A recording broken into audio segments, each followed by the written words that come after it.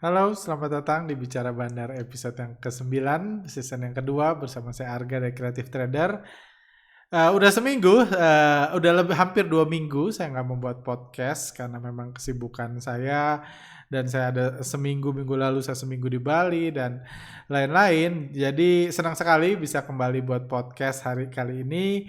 Dalam podcast kali ini saya akan membahas tentang kondisi IHSG yang memang sedang kurang enak dalam sepanjang bulan Maret ini, di mana transaksi mengalami penurunan, saham-saham cuma naik sebentar, dibanting lagi, saham-saham apa rencana digital di ARB kan berjilid-jilid dan banyak hal-hal lainnya yang memang banyak yang kurang enak di bursa saham. Jadi itu yang saya akan bahas. Saya juga akan bahas kondisi IHSG terkini dan strategi apa yang mungkin bisa kita lakukan dalam kondisi market yang seperti ini.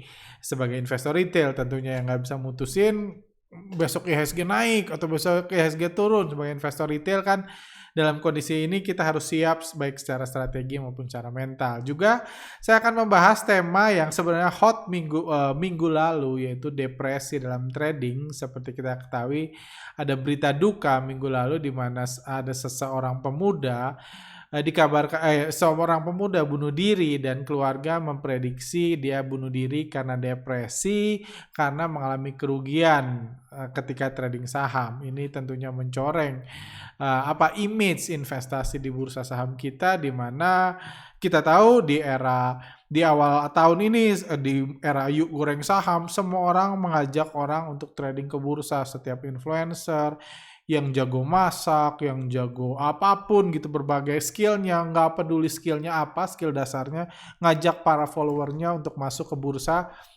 untuk memasukkan uang dari tabungannya ditukarkan untuk saham supaya bisa kita perebutkan bersama. Tapi efeknya karena ya beberapa kejadian juga yang memang tidak bisa diprediksi, krisis bandar dan lain-lain, akhirnya sekarang banyak yang depresi, bahkan ada yang bunuh diri. Jadi saya mau kasih tips mungkin dari sedikit pengalaman saya tentang bagaimana menghandle depresi atau menghandle perasaan, ketakutan, kecemasan dalam trading saham based on pengalaman saya dan apa yang saya pelajari dari sisi psikologi trading. Oke, itu aja yang akan kita bahas. Mari kita mulai.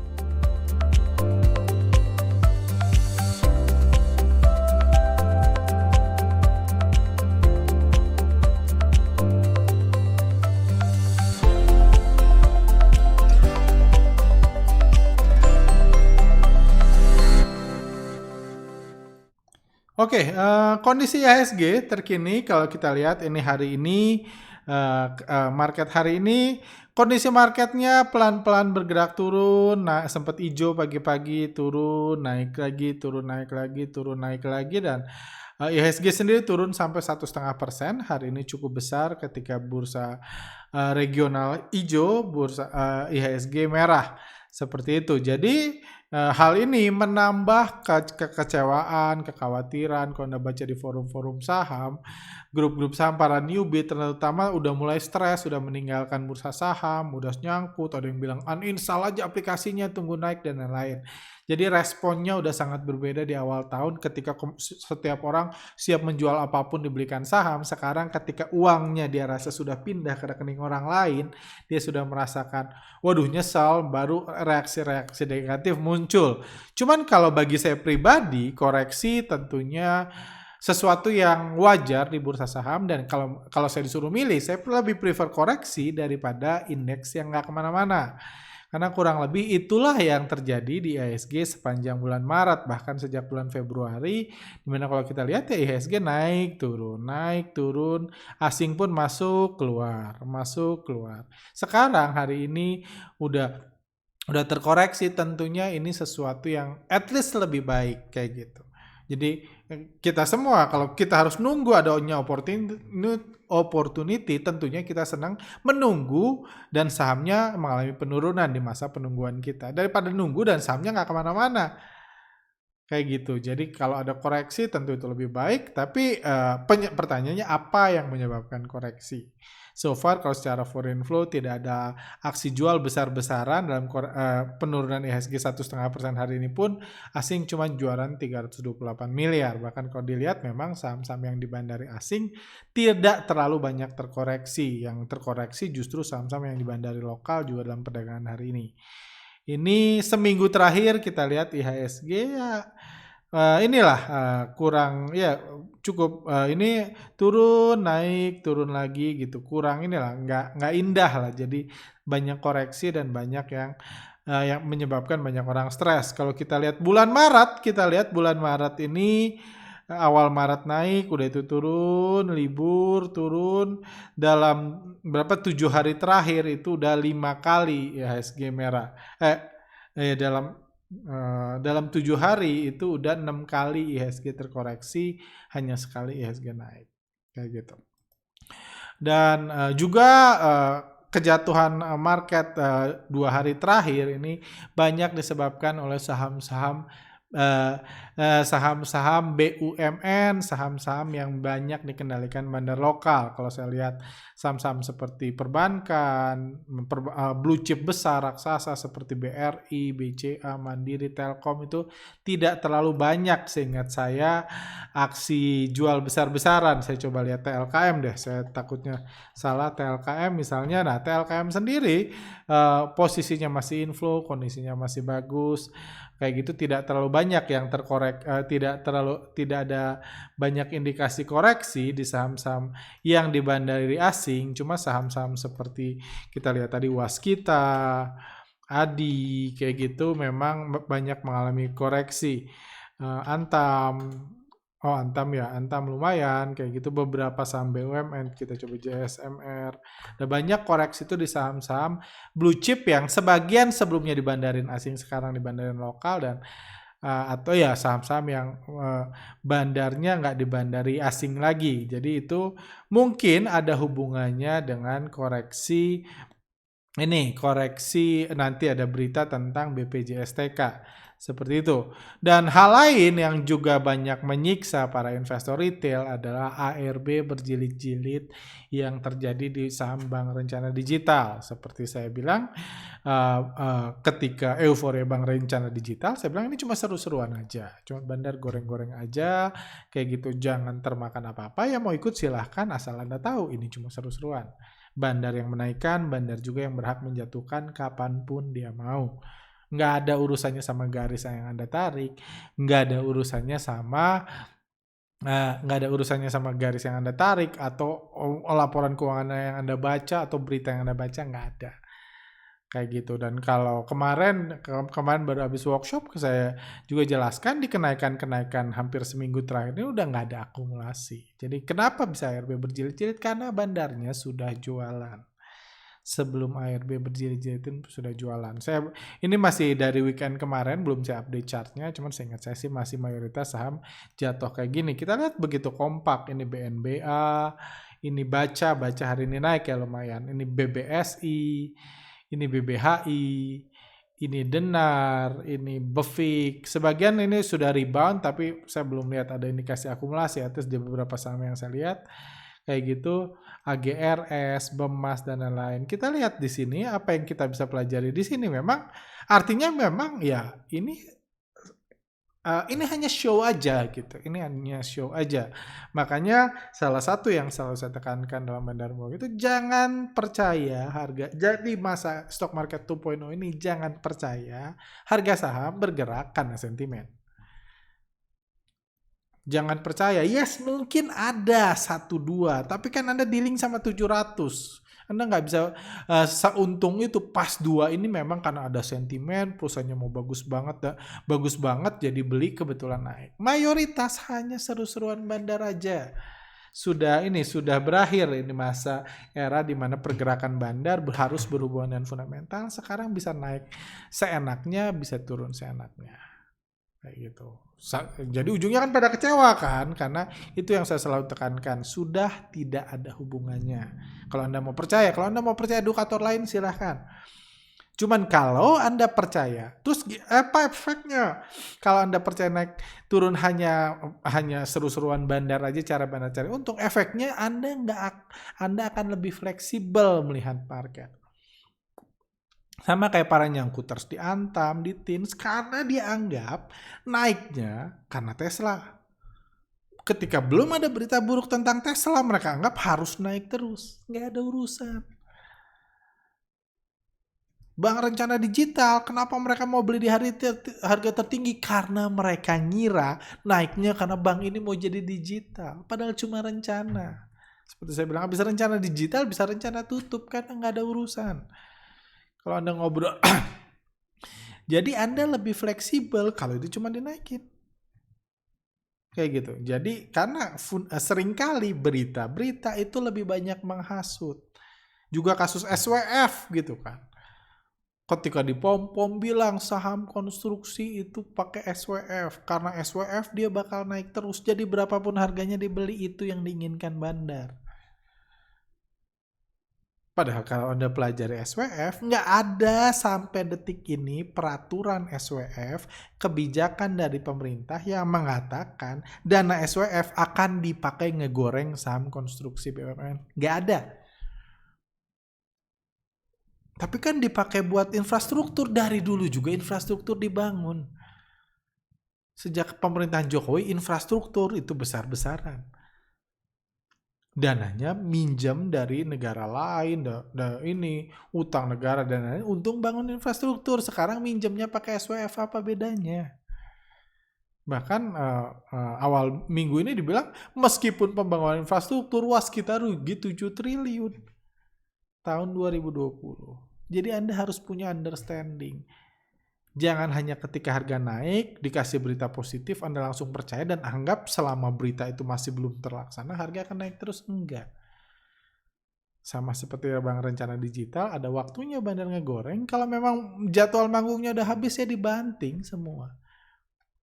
Mungkin ada 1-2 yang selamat, tapi kan dari mana Anda tahu 1-2 itu? Enggak sesederhana itu. Informasi berharga itu nggak dikasih koran, nggak dijejelin, nggak dikasih di grup-grup, nggak dikasih.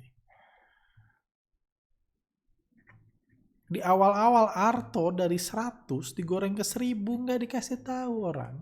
Itu mau diakuisisi. Sekarang di 10.000 Anda di pom-pom beli Arto, kan ada yang mau jualan. Awal-awal digoreng nggak dikasih tahu sama Arto itu. Jadi informasi indah, prospek besar itu nggak akan dikasih tahu di koran. Nggak ada orang sebaik itu. Kalau Anda udah dikasih tahu, berarti memang kita pengen Anda tahu. Sebagai bandar, kalau saya bandar, saya pengen Anda tahu. Supaya apa? Supaya Anda mau beli saham saya karena saya mau jualan. Jadi kita harus lebih smart di market. Dengan kondisi itu jangan termakan berita. Ada berita penting. Kadang-kadang ada berita yang penting. Ini salah satu contohnya. Oh, ini ada 2 berita hari ini. 1 nggak penting, 1 penting. Ini bisa Anda belajar melihat berita juga. Dahsyat, efek margin call di AS bikin IHSG dan rupiah tumbang. Sampai saya buat meme, saya buat di Instagram kami bilang dahsyat. Margin call-nya di AS yang nyangkut di Indonesia. Ini contoh berita nggak penting. Kenapa? Karena nggak ada efeknya. Saya kasih contoh, ini tuh sama kayak berita gitu. Itu badai salju di Texas membuat petani petani di Sidoarjo atau di Mojokerto, petani cabai di Mojokerto gagal panen. Karena apa? Karena badai di Texas itu gak nyambung. Cuman disambung-sambungin sama komentator saham. Cuman disambung-sambungin aja. Kenapa? Karena IHSG turun. Komentator saham ditanya, kenapa IHSG dibanting? Jawaban murninya, jawaban sebenarnya, nggak tahu, bukan gue yang banting. Itu jawaban mayoritas komentator saham kalau dia jujur. Cuma kalau wartawan nelfon dia, wawancara dia di TV, kenapa IHSG dibanting? Dibilang nggak tahu, dipecat dia. Kalau nggak dipecat pun ya udah, gue jangan telepon dia lagi. Saya pun kalau diundang TV, saya dikasih dulu materinya biar nggak ngasal ngecap gitu. Kan kalau ditanya IHSG dibanting ya nggak tahu, bandar mah bebas saya bilang. Cuma saya ngomong itu 3 kali di TV udah nggak ditelepon lagi saya. Ya udah nggak usah nanya Pak Harga, jawabannya bandar mah bebas. Jadi saya harus ngecap. Wah, karena margin call di US. Walaupun ya malah jadi stand up comedy gitu, karena memang udah sekarang semua hukum yang berlaku adalah hukum kebebasan bandar. Apapun yang terjadi, kalau bandar mau banting ya dibanting. Kayak gitu.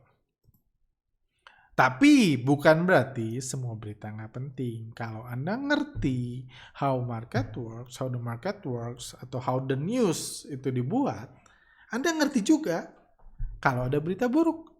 Contohnya ini juga kejadian hari ini, yaitu headline-nya, BP Jam Sostek bakal kurangi investasi saham dan reksadana. Ini berita buruk. Sama-sama di sumber yang sama, sama-sama di hari yang sama, tapi ini adalah berita buruk. Apa bedanya sama margin call di Amerika? Anda coba pikirkan. Ada berita yang mengatakan misalnya DP mobil turun jadi 0%. Apakah itu berita positif buat Astra atau berita negatif? Kalau pakai logika, ini DP mobil turun, kemungkinan penjualan mobil akan naik. Pajak mobil turun, penjualan mobil akan naik, maka akan positif buat Astra Internasional. Yes, perusahaannya. Tapi sahamnya belum tentu. Karena saham kan yang ngatur bandarnya, yang ngatur asing. Bisa aja karena DP 0%, asingnya jualan, harga Astra turun. Itu yang terjadi beberapa bulan lalu. Tapi beda sama berita ini. BPJS, BP Jam Sostek atau BPJS Ketenagakerjaan bakal kurangi investasi saham dan reksadana. Apa artinya kurangi? Contohnya, Anda kalau belum mengerti, Anda berandai-andai. Anda akan mengurangi investasi saham. Apa artinya? Artinya saham Anda jual kan? Anda punya saham, Anda jual supaya Anda ngambil uang orang. Sahamnya kasih aja ke orang karena Anda mau mengurangi investasi di saham dan reksadana. Mengurangi investasi reksadananya Anda jual, Anda ambil uangnya. Artinya ini masih rencana, disarankan dan mau dilakukan. BPJS bakal kurangi investasi saham dan reksadana. Berarti dia mau jual sahamnya ke Anda, dia mau jual reksadananya, dia mau ngambil uang Anda. Ini bisa jadi bahaya kan? Karena mau dijual sahamnya, mau ambil uang Anda. Dan karena dikurangi, kalau uang Anda udah diambil, nggak dibalikin ke market lagi. Mau saya kurangin. Ini berita bahaya, karena efeknya langsung di bursa saham. Ini sesuatu yang harus kita perhatikan, harus kita amati. Saya lagi pas baca ini, saya lagi di luar. Waduh, ini berita buruk. Cuma saya lagi nggak aktif trading. Ya udah, saya bilang beberapa ini. Cuman saya ke depannya mulai besok, mulai lusa, saya mulai ngegarap nih. Akan mulai cari tahu informasinya apa dan lain-lain. Efek detailnya mungkin nanti di awal bulan April, di kuartal kedua kan. Awal kuartal kedua saya mungkin akan buat gathering market outlook buat kuartal 2, atau mungkin kalau nggak ada waktu saya cuma buat di podcast aja. Cuman ini berita yang penting, beda sama ini. Di Amerika aja nggak turun gitu, ini cuma diada-adain. Ini realita. Jadi kalau bilang berita penting. Ada yang bilang nggak guna portal media ini, bagi saya guna. Tapi karena saya tahu cara bacanya. Saya tahu mana yang penting. Kalau cuma dibilang, oh harga Antam naik karena Bapak Pom dunia Elon Musk nge-tweet. Nah, gimana kalau besok nge-tweetnya jelek kan? Apa gunanya Anda tahu itu nggak ada? Kecuali Anda kenal Elon Musk. Wah, ternyata kalau Elon Musk nge-tweet, Anda kenal Elon Musk, Anda hubungin. Besok nge-tweet lagi ya, gue baru beli Antam hari ini. Mungkin itu ada guna. Kalau nggak kan itu di luar kontrol Anda. Jadi Anda harus tahu informasi yang berguna enggak. Ini salah satu informasi yang ini. Hal yang sama di pertengahan Januari lalu, ketika yuk goreng saham lagi hot-hotnya, bursa saham lagi hot-hotnya, ketika ada keluar berita BPJSTK itu ada kasus yang diperiksa BPJSTK, saya langsung panik karena itu berita penting. Karena itu berpotensi membuat kondisi seperti sekarang ini ngurangin investasi sahamnya, berpotensi membuat bandar marah seperti kasus krisis bandar 2009 dan banyak lagi. Semuanya ngefek bursa. Bukan ngefek ke perusahaan kan? Emangnya kalau dia ngejual semua sahamnya di waskita, ngambil duit kita, duit retail, emang waskita kenapa? Ya nggak apa-apa, tetap rugi waskita.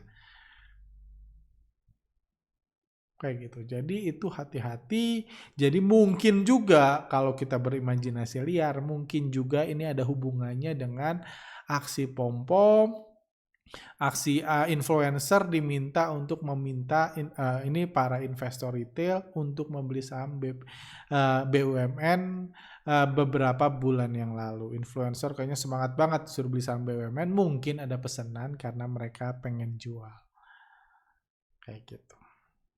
Itu hal lain. Jadi cuman detailnya saya pribadi belum sempat meriset lebih dalam, cuman detailnya nanti kita akan bahas lebih lanjut. Oh ya, selanjutnya ada yang ini adalah minggu ini seminggu terakhir kami banyak buat polling di Telegram kami, terutama ini polling ini yang menanyakan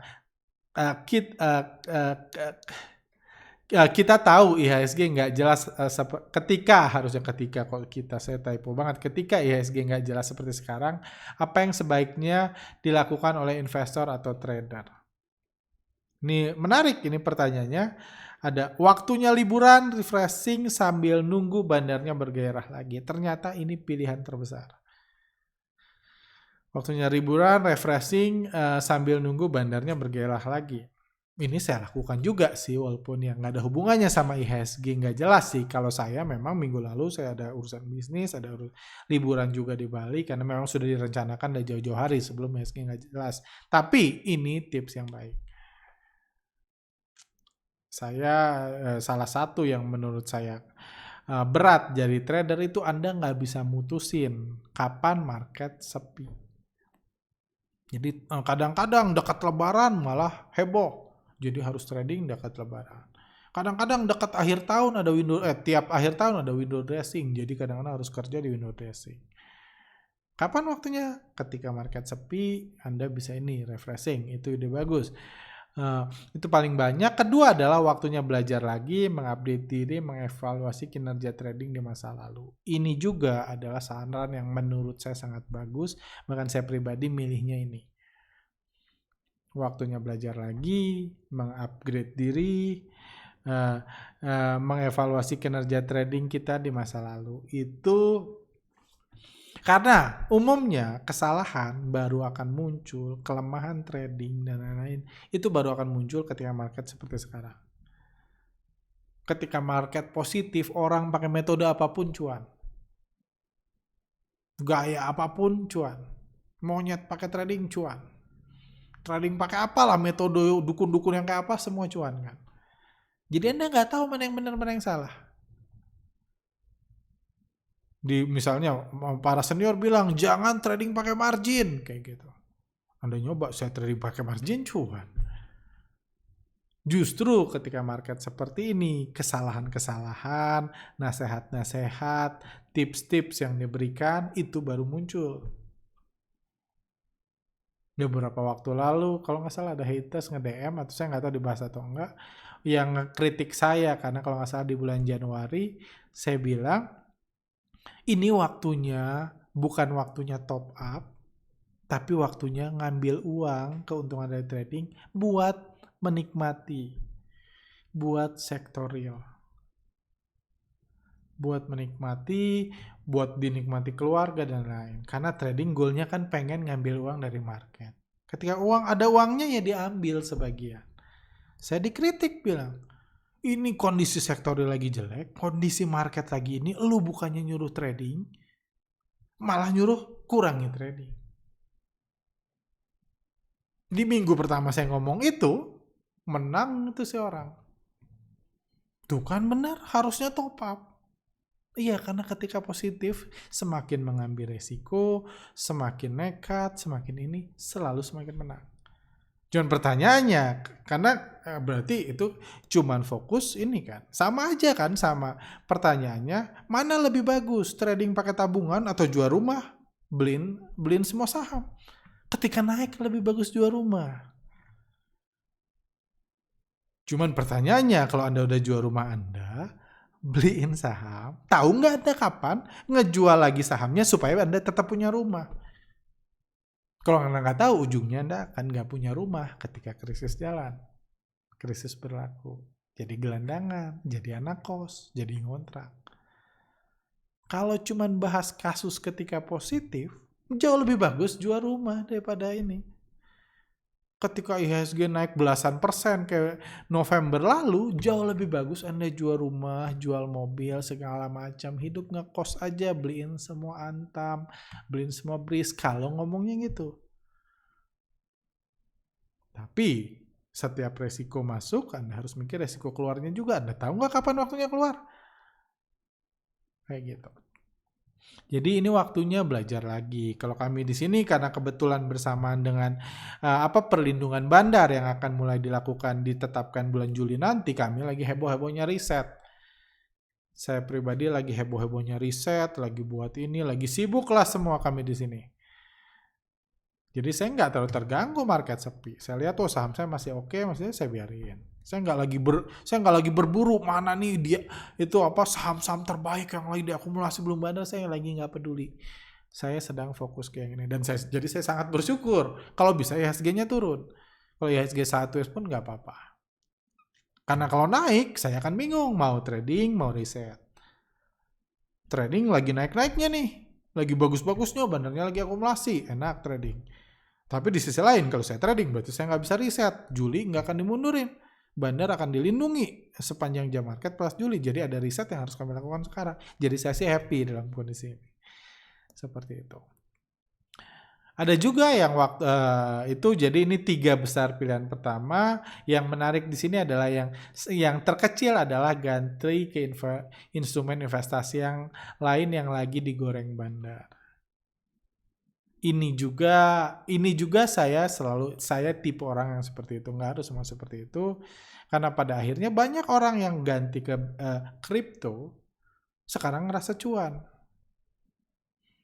Cuman kembali lagi, saya cukup yakin yang bunuh diri ini juga itu dia bunuh diri karena trading terlalu nekat.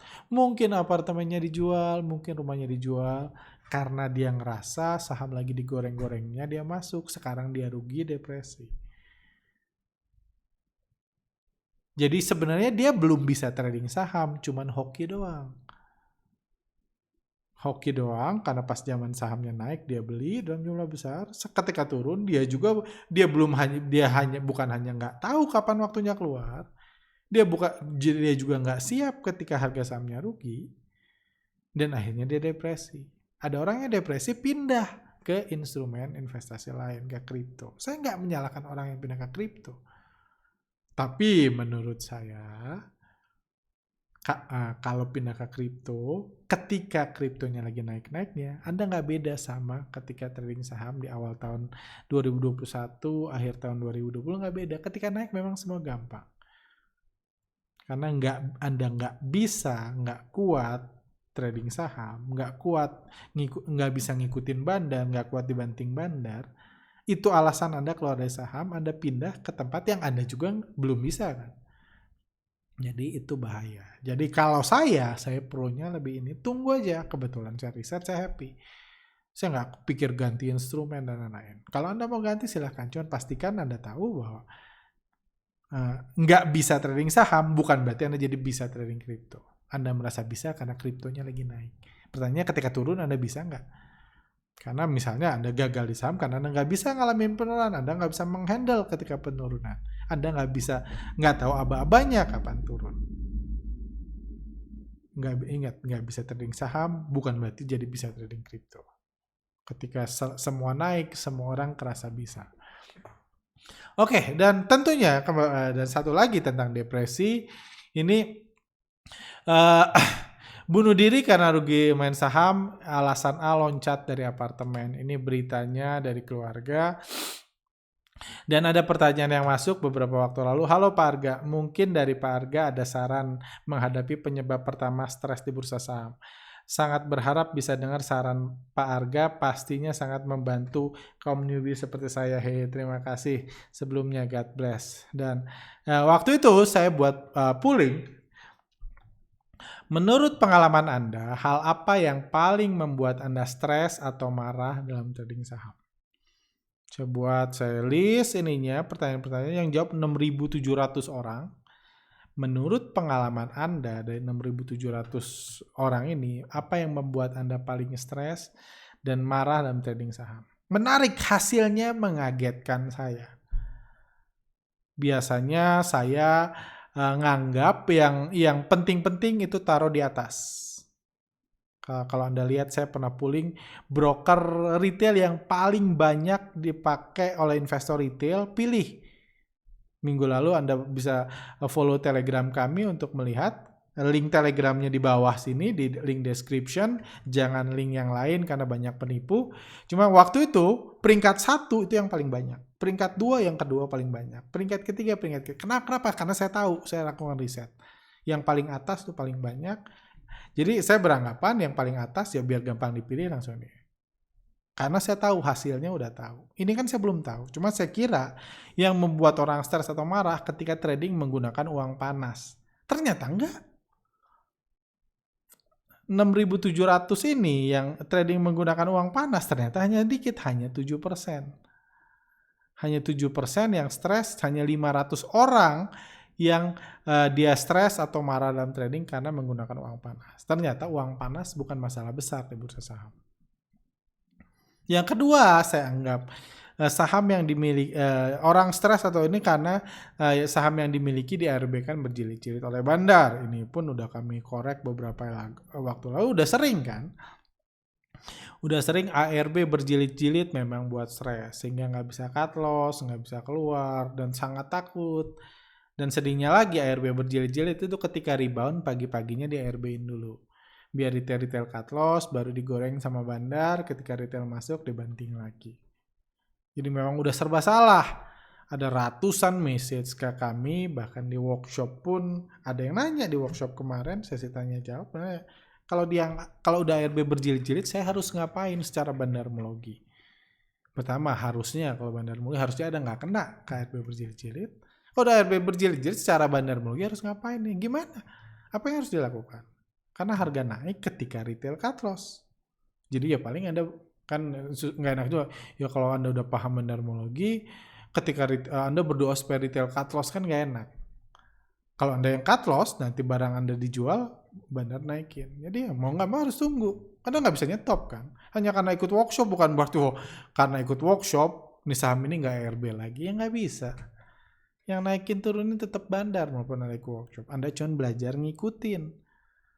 Kenapa bandar ARB bisa mengadakan berjilid-jilid? Karena dia udah nggak punya kepentingan. Dia sahamnya jatuh pun nggak penting bagi dia, nggak ngerugiin dia. Makanya dia bisa buat ARB berjilid-jilid. Artinya apa? Ketika sebuah saham udah nggak penting buat bandar, Anda harus udah keluar. Kalau udah ARB berjilid-jilid, saya juga nggak bisa ngapa-ngapain. Terus dilawan gitu kan. Anda yang makan, yakin Anda berani ngeluarin jual rumah, makan kanan supaya naik. Anda naikin sendiri, yakin Anda berani. Saya sih nggak berani. Kayak gitu. Itu 20%, jadi ini. Lanjutnya trading menggunakan dana margin. Ternyata kecil. Orang yang stres, depresi karena menggunakan dana margin dan uang panas, ini sedikit. Dijebak oleh influencer, ini 4%. Atau penjual rekomendasi berbayar, ini pun ternyata nggak banyak. Inti berapa orang ini yang paling stres dan marah karena dijebak influencer. Saham kita digocapkan oleh bandar sehingga tidak bisa jualan. Yang stres digocapkan pun cuma 5%, bukan mayoritas. Ya cenderung sama lah ini semua. Saham kita disuspend BEI hingga tidak bisa jualan. Ini Jun 4%. Menarik yang besar adalah, salah satu yang besar adalah melihat saham busuk berterbangan, tapi saham blue chip terus turun harganya. Ini kami bahas kalau nggak salah di Instagram kami. Kami bilang ternyata Kalau Anda nonton di YouTube, di buku-buku, di lain-lain, banyak orang bilang kalau trading nggak mau stres, jangan beli gorengan. Belilah blue chip. Salah ya kalau kita lihat stock market 1.0, ketika sebelum pandemik ya memang, ya mau nggak mau bukan saham blue chip ya sebenarnya, saham yang di bandari asing. Cuma kan mereka biasanya nggak mau nyebut bandar, jadi saham blue chip. Supaya nggak stres. Oke lah kalau bilang supaya volatilitasnya rendah, oke. Tapi ternyata kalau supaya nggak stres, ternyata peringkat kedua terbesar orang yang menyebabkan stres dalam trading saham atau marah, karena saham blue chip harganya turun, saham busuk berterbangan. Jadi mungkin yang suka nasihatin, kalau mau tenang beli saham blue chip aja, mungkin harus lihat dulu hasilnya. Ternyata berapa orang ini?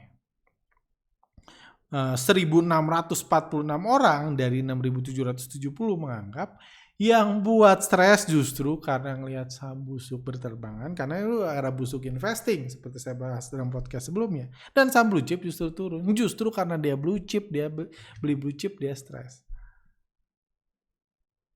Artinya apa? Apa yang harus bisa kita handle di sini? Artinya kita harus tahu, kita harus punya strategi jelas. Saya nggak bilang jangan beli saham blue chip, enggak. Cuman Anda harus tahu. Mungkin kalau Anda yang bisa ngamati market setiap saat, tahu saham-saham yang terbang dan lain-lain, mungkin Anda udah nggak cocok beli blue chip di era busuk investing seperti sekarang karena stres. Tapi kalau misalnya saya ditanya teman saya mau beli saham, saya bisa ngamatin market sebulan sekali. Saya pun akan bilang beli aja saham blue chip. Karena saya bisa ngasih tahu dia 1 April, kalau saya suruh beli saham gorengan 1 April mungkin dia beli di harga 70, udah itu naik ke 200, cuma dia nggak bisa jual, nanti di 1 Mei dia lihat udah gocap. Kan nggak pas. Jadi saya akan suruh beli saham yang di bandari asing, karena saham di bandari asing, apalagi asing masih punya banyak, nggak distribusi, itu saya belum lihat ada saham gitu digocapin. Kalau saham bandar lokal, sangat mungkin digocapkan. Jadi kembali lagi, nggak ada ini hal lain, nggak ada rumus pasti di saham, nggak ada nasihat yang berlaku buat semua orang, karena setiap orang berbeda. Terakhir yang mau saya bahas adalah yang paling ironi, yang saya sangat kaget adalah yang paling besar, yang paling banyak dipilih, yang menyebabkan orang stres dan marah dalam trading saham adalah setelah kita cut loss, saham kita malah diterbangkan bandar. Itu yang paling buat stres, itu yang paling buat marah. Cut loss, diterbangin. Ya saya tahu, saya bukan pernah lagi, berkali-kali ngalamin itu. Saya cut loss, diterbangin bandar. Kenapa seperti itu? Karena kalau bandar masih kenyang jualan, berarti kan retail beli. Bandar distribusi, retail beli. Kalau distribusi wajar masih turun, wajar masih ARB berjilid-jilid. Tapi ketika retail yang cut loss, yang stres-stres ini cut loss, berarti ada yang beli dari retail. Dari retail itu kan, mungkin retail lain. Kalau yang beli retail lain gak gerak, mungkin bandar yang beli. Retail cut loss, orang cut loss harus ada yang beli. Kalau dibeli bandar ya wajar dinaikin. Jadi itu sesuatu yang wajar. Kenapa harus stres? Setelah kita cut loss, saham kita malah diterbangkan bandar, jadi itu wajar. Kalau nggak percaya, Anda saham kecil, Anda beli, Anda punya uang 20M atau Anda jual rumah Anda beli sahamnya. Saham nggak liquid, sahamnya bisa digocapin sama bandar. Sampai kapan? Sampai Anda jual lagi ke dia di harga murah, baru dinaikin lagi. Kayak gitu. Itu yang saya bilang, itu bahayanya beli saham kecil nggak liquid dalam jumlah besar, karena ditungguin, diturunin terus dijual sampai Anda cut loss. Karena cara untungnya gitu, Anda ngantri 70, seharga 10M gua kasih 70. Udah itu duit lu habis kan, gua gocapin. Anda tunggu sebulan, 2 bulan, 5 bulan nggak akan dinaikin. Ketika Anda cut loss, lumayan. Kemarin saya jual ke dia 70, sekarang gocap, saya ambil, saya balikin ke 70. Itu memang realitanya. Jadi memang harusnya itu bagian dari Anda tahu itu resiko dalam trading saham. Ketika mayoritas retail cut loss, artinya bandar sedang ngumpulin dari Anda. Sedang nampung cut lossan Anda. Cut loss itu kan Anda jual saham Anda ditukar sama uang. Uang siapa? Ya uang bandar most of the time. Ketika mayoritas retail cut loss, uang bandar yang ambil itu. Jadi wajar kalau harga sahamnya naik. Terus jadi retail gimana? Jadi retail harus punya mindset yang tepat. Menurut saya, kenapa alasan ini jadi nomor satu? Memang kesel, iya. Tapi saya, kalau sekarang saya cut loss, udah itu besok harga naik, saya nggak stres. Saya nggak marah. Kenapa? Karena menurut saya sudah tahu manfaat dari cut loss. Ada orang cut loss karena marah. Cut loss, wah gue beli, gue kira bakal naik lagi, ternyata terus diturunin, bandar marah, cut loss. Rugi karena marah, dia cut loss, hilang uang, udah itu diterbangin, tambah marah. Masuk jadi salah satu dari yang 25% ini. Ada orang cut loss karena takut. Gua takut turun lebih dalam, jadi gua cut loss. Sebenarnya nggak tega sih, nggak ini. Cuma saya takut turun lebih dalam, saya cut loss. Dia udah ketakutan, udah panik, dijual di tengah ketakutannya. Setelah dia jual, digoreng bandar, tambah murka. Alasan cut loss karena takut, alasan cut loss karena marah, atau alasan cut loss karena menyesal dan lain-lain. Menurut saya, mindset paling tepat cut loss itu cut loss untuk mengamankan modal. Beberapa waktu lalu saya ngasih ilustrasi cut loss itu kayak Anda pakai sabuk pengaman. Anda pakai sabuk pengaman, itu saya nggak percaya ada orang yang lebih nyaman duduk di mobil pakai sabuk pengaman daripada nggak pakai sabuk pengaman. Tapi kenapa misalnya Anda pakai sabuk pengaman? Untuk menjaga keselamatan diri Anda. Itu juga cut loss dilakukan untuk menjaga keselamatan modal Anda. Terus gimana kalau cut loss tiba-tiba naik? Sama aja kayak itu. Sama aja kayak pakai sabuk pengaman. Gimana kalau saya pakai sabuk pengaman, tiba-tiba nggak kecelakaan mobil saya? Kesel kan?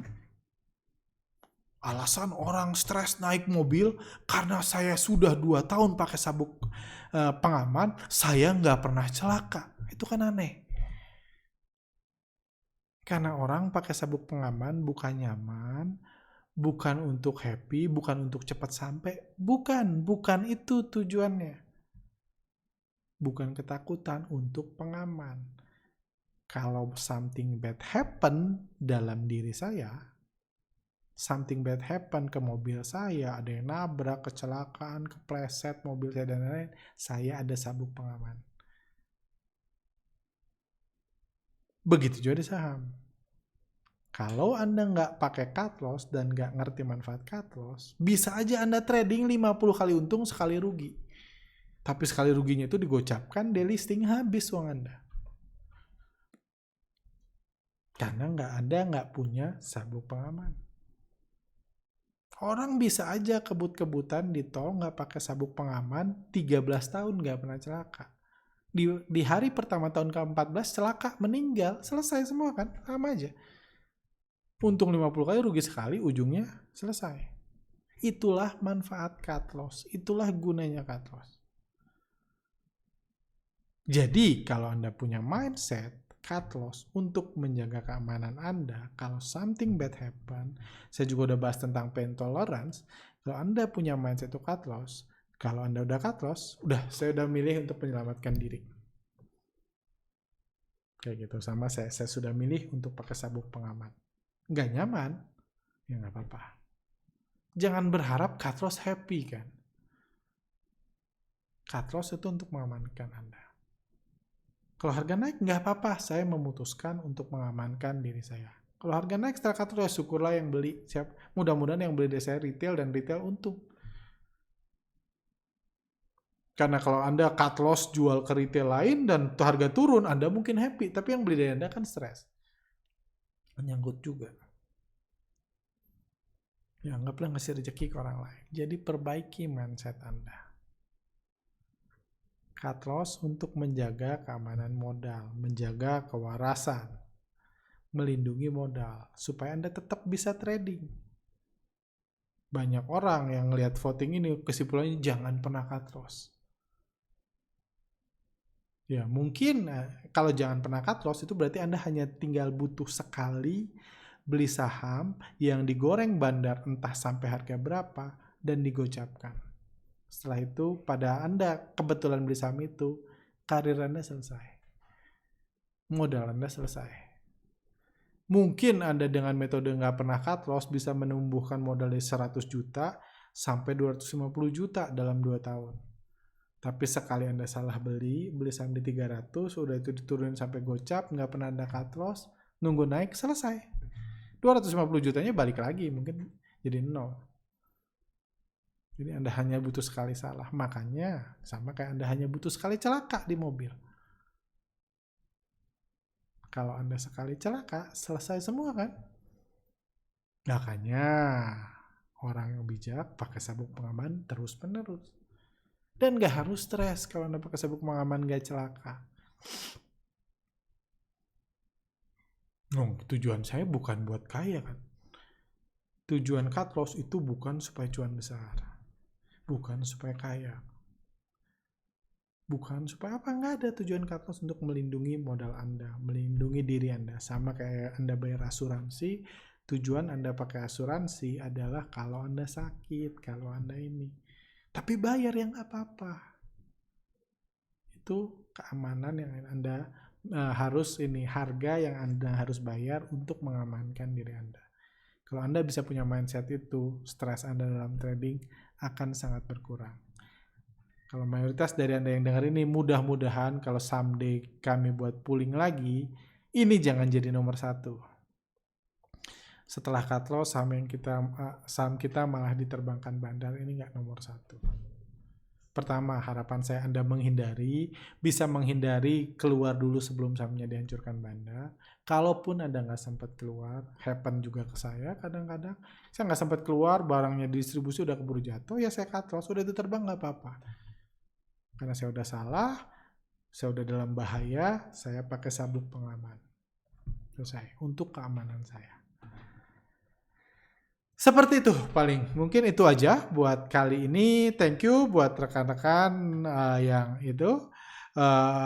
Ini semoga rekan-rekan bisa belajar something dari podcast saya hari ini, dari sisi psikologis, dari sisi memanage mental dan lain-lain supaya jangan stres, dan juga tentang cut loss. Karena itu akan mengurangi depresi Anda kalau masalah Anda selama ini itu. Oh ya, satu lagi, saya numpang iklan sebentar. Saya mau numpang iklan adik saya. Saya pernah iklan tentang Instagram istri saya. Kayak gitu, saya mau numpang ini adik kecil saya, bocah saya. Saya punya adik paling kecil, beda 17 tahun sama saya. Dia tinggal di Inggris. Dia baru buat channel YouTube. Namanya Ananda Grasa. Suaranya menurut saya bagus. Kalau Anda punya waktu 1 menit 2 menit, coba mungkin klik link di ini, link yang di bawah tentang lagu adik saya biar dia semangat. Dia abangnya YouTuber, dia lagi coba-coba. Menurut saya worth it lah, nggak membuang waktu Anda untuk dengar. Kalau saya yakin kalau dia banyak viewers, banyak like, banyak yang komen akan ngasih semangat dia, karena di keluarga saya cuma dia yang denger nyanyi, yang lain ngaco semua. Yang paling nggak bisa saya. Kalau saya nyanyi, selesai podcast ini nggak ada lagi, langsung subscriber turun setengahnya. Seperti itu. Tapi dia menurut saya layak diinikan, layak ditonton. Oke, itu aja. Thank you buat rekan-rekan yang ini.